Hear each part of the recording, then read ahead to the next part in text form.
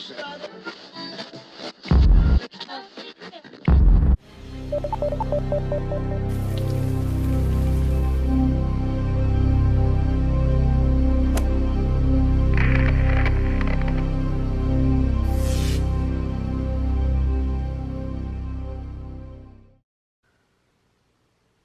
there I am in focus. Hello, you guys. I know it's been a minute, but I've been on this CDL, this Class A CDL chase, and it's getting down to the wire. The last time I met with you guys, I told you I successfully passed general knowledge, air brakes, combination, and special requirements. So I completed my 160 hours, and now I am waiting to perform my skills test, where I will have to perform offset left, straight back, and a parallel park. Yes, I have to parallel park that big tractor trailer, but no worries. I've been at the yard, practicing my skills, and I see why truckers, not experienced truckers, but new truckers, do not like backing up. I'm telling you, you turn one way to get the vehicle to go another way. I'm getting better at it. Some days I have good days, some days it's just frustration. I was there yesterday and I was successfully parallel parking. So I hope to duplicate that on test day. And I've been practicing my pre-trip, coupling, in-cab tests. We're going to get tested on all of that. On top of, while driving, having questions thrown at us if we do not have this traffic situation on our route. For instance, I don't have railroad tracks on my route, so they will probably ask me what would I do as I approach a railroad crossing and things of that nature. I will also have to perform an emergency stop. This usually gets people because Class A, I'm doing standard. So there's double clutching, selectors, and most people forget to put that selector switch back down in the lower gear. When they try to take off, the vehicle shuts off, and that's an automatic fail. Of course, you can't hit curbs, can't rub curbs, can't do none of that. And on my route, my God, there is like one turn where it is so narrow and you have to go so far out and start turning and making sure you don't hit the curb, because there's a pole that's out towards the street. As soon as you come up over the hill, there's a merge to the left. So there's a whole lot of little things, but the school has been taking us on that route and we have been practicing that route. And the last time I drove, my instructor told me if I do everything like I did, I should successfully pass. Woo, Lord willing, I get through my maneuvers. That's the only thing that I'm just kind of like, Lord, let me have a good day. Let the truck act right. Let me do right. And once I get past that, then I should be good to go. I am ready to be done with this. It's hard to go up there now to that yard. It's just like a big gravel yard with dust everywhere. As much money as this company get, you would think they would put asphalt out there, but this is the Dallas location and that's what we're dealing with.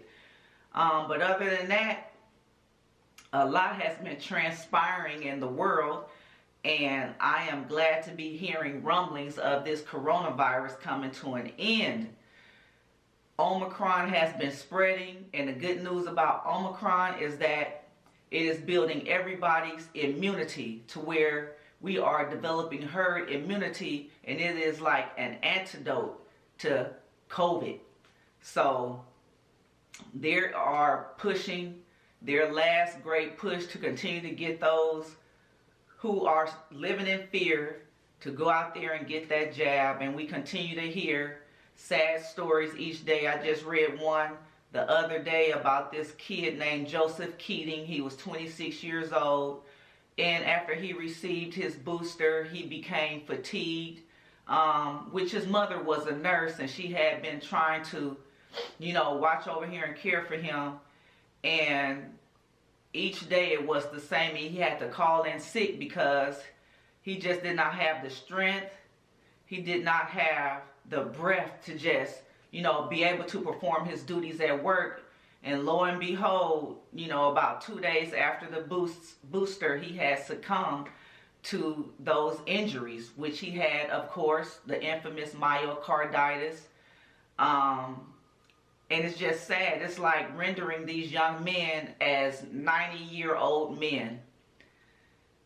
Lord have mercy. And now they want to give this thing to our kids. On a more higher note, it's good that the Supreme Court has struck down these unlawful, unconstitutional mandates, because the last time I was at work, we had a safety talk, and they were saying that even though he had said in the beginning that the government agency I work for was exempt, they were saying that because we were over the 100 employee requirement, that we had to get this unlawful mandate. And the scary part is, being that this is part of the government, they tend to ignore. They don't care what the Supreme Court ruled, what they said. So you will eventually probably have to get fired and then file a lawsuit to get your job back. So I'm just preparing for that. But Lord willing, it won't come to that. But you best believe I am not putting that poison in my arms. If that's what you want to do, then you do that. But for me, no, I am not doing that. I've done too much research into all of this stuff, and that's just not a wise decision for me. But you guys, I just wanted to come on here and let you know where I've been. So my test is on the 27th, and I've been here practicing my pre-trip, my coupling, my NCAP, talking through my lab tests, my leaks, alarms, and button tests, my tug test. Yes, you guys, we have to do all of that. That is the thing of becoming a professional driver. And what you do in your private vehicle affects your commercial license. If you get a serious traffic violation, that affects your commercial driver's license. You mess around, you get a DUI, guess what? Your CDL is going to get suspended for a year. You get 2 offenses, that's it for you. They do not play that with your CDL. You get caught doing something crazy like carrying drugs, you banned for life on top of the felony. There are many things that they look at, because you go through all of this training. Trust me, I am not going to put my CDL at risk, because I am going through too much to get this commercial driver's license. And there's so many jobs out there, but it is my hope, to eventually maybe become an owner-operator. And my coworker just got his authority, so he's like, oh, let me know. So I'm weighing my options. You got to have your money right, though, because I don't want to start a business, and then, like many of these people, they fail. All they had the money, only thing they had was the money to put the down payment on the truck. They didn't have no money saved for breakdowns, none of that. And 6 months later, they had to close their little owner-operator shop. And I don't want that to be me. If I can't afford a nice truck that I want, my dream truck, Peterbilt 389 or KW 900, if I can't afford that, then I'll go the box truck route. I'll get me a KW something box truck, which is probably somewhere around $75,000. Get a 26-footer. I could still book loads with like Amazon or something like that as an owner-operator. But as for that, that's like in the future. Right now, I just want to get some experience, learn, the tricks of the trade, know what I'm doing to be successful. So that's what I'm going to do when I get my CDL in hand.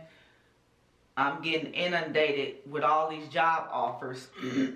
I'm going to drive local for a company, maybe a small company, to keep my skills up. and to get my skills sharpened and to have them real good to where I will be confident, you know, out there doing my thing on my own with my company name on the side of my truck. That is my ultimate goal. But for right now, I can't do that because that's just too much of a pay cut. That would be like I think the average is like $40,000. So that would be like a $60,000 pay cut for me, and I just can't do that right now. But anyway, guys, just wanted to come on here and give you a quick update. Hopefully, we'll be back together on a weekly basis once I get this. Once I acquire this thing that I am searching for, this CDL, once I get it in hand, then the normal program will resume. But until then, you guys, stay safe, stay prayed up, because a lot is transpiring each day. And may God watch over you, bless you, and keep you. And I will see you on the next one. Wake up! Wake up! What? Wake up! Wake up! Wake up! Come on.